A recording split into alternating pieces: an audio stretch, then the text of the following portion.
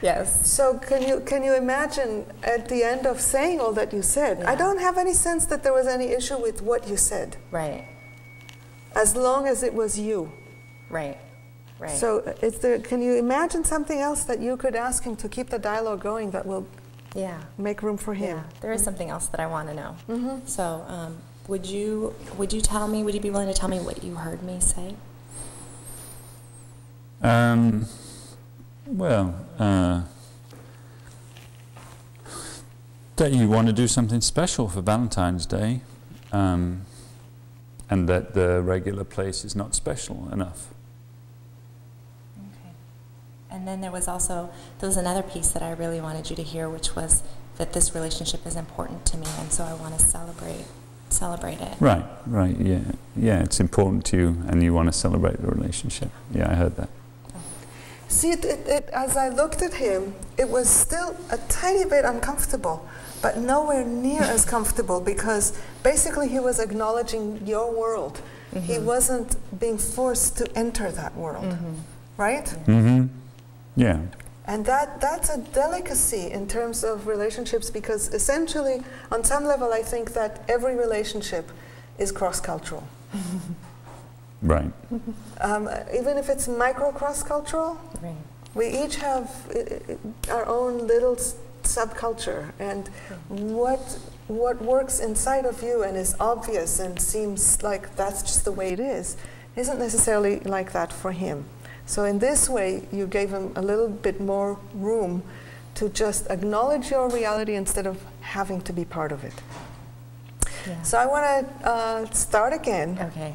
And I want to invite you now to stretch. Are you game for that? Yes, I'm ready. So you're not going to have any consciousness. No. You're not going to remember anything. Okay. And so you're still going to call him cheap. Okay. And your task is to remember what I said about what she was trying to say when she said that. Uh-huh. To somehow hear the heart behind the name calling. Name calling is always a strategy that hides the truth, protects it, because the truth is so vulnerable. Mm-hmm. Saying you're so cheap is much easier to do than saying, you know, I really want to celebrate this relationship. Okay? Okay. Go for it. Okay, so Roger, Sunday's coming up. Where are we going to dinner? Oh, you know, just the usual. Are you serious? You're so cheap. It's Valentine's Day. I'm so cheap. I'm just taking a moment because that took me aback a little bit. You were hoping for something different this weekend. Yeah. To kind of celebrate and do something more exciting. Yeah, it's Valentine's Day. Right. So before you continue, first of all, I just want to say I'm appreciating what it took to kind of like take that in, have a reaction to it, walk your way through the reaction quickly to be able to meet her. And then you did it, and I'm just curious to hear from you. What was the effect of that on you?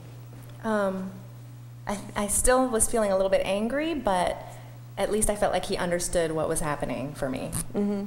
So was there any way, even a small way, in which it was diffusing the tension in you? Yeah, yeah. Because the other one, when you go the ping pong name calling, it escalates. Yeah. This one wasn't escalating. Yeah. Mm-hmm. That's true. Okay, let's continue. See what happens next. So yeah, you just wanted something more, something special, something that would be a celebration of the relationship. Yeah. Right. I guess I'm feeling a little bit embarrassed or something, because I just didn't think about that for the evening. I just figured, you know, we had other plans and I just hadn't extended it. And so I'm feeling kind of embarrassed, not realizing, you know, how much this meant to you or something like that, you know.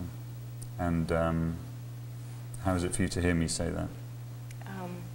I feel a little bit embarrassed for my reaction. I thought I had assumed you knew it was Valentine's Day and that you knew it was important to me.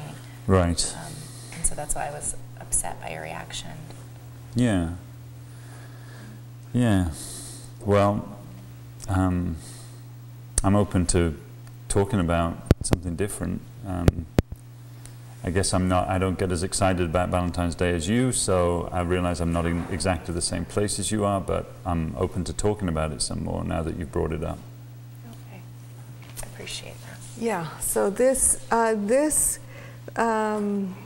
statement that you just made is, I want to highlight it because, not specifically about Valentine's or whatever, but the willingness to hold the reality that different people, different things are important to them or primary, and that the point is not to change somebody's mind, either to be convinced by her that Valentine is important, or for her to be convinced by you that what's the big deal, it's just a Sunday.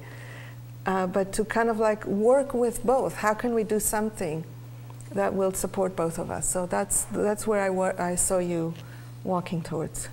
So let's go back, take a moment to see what else stands out from this situation, and then we'll take a moment break. Anything else that you want to share about what this was like, or what you learned from it, or what you want the viewers to get out of it?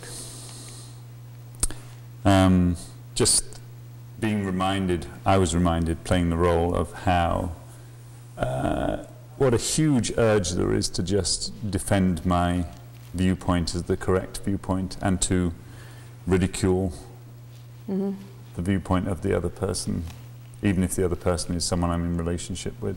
Yeah. So. And how costly then that becomes to the quality of connection and intimacy in the relationship when that is the norm. It kind of like corrodes the goodwill. Mm-hmm. Yeah. Yeah. And how about you? For me, I was so touched by Roger's willingness to hear me, to hear what was underneath my outburst, and just kind of talk me through it. And it felt like a huge gift. Really, I was really touched. Yeah, there's a way in which these conversations about, break in intimacy actually become their own occasion for more intimacy. If we can walk through them towards connection, they become an example of intimacy. So we're going to take a break now, and when we come back, we're going to have a different scenario with Mark and Jenna, and it's going to be called I'm Not in the Mood.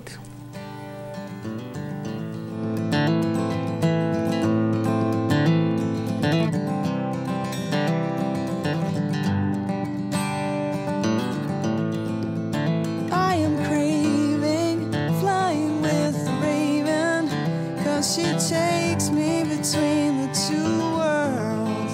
She's got magic in her dark wings, and in her heart lies the blue pearl. I am hungry, and I've got some honey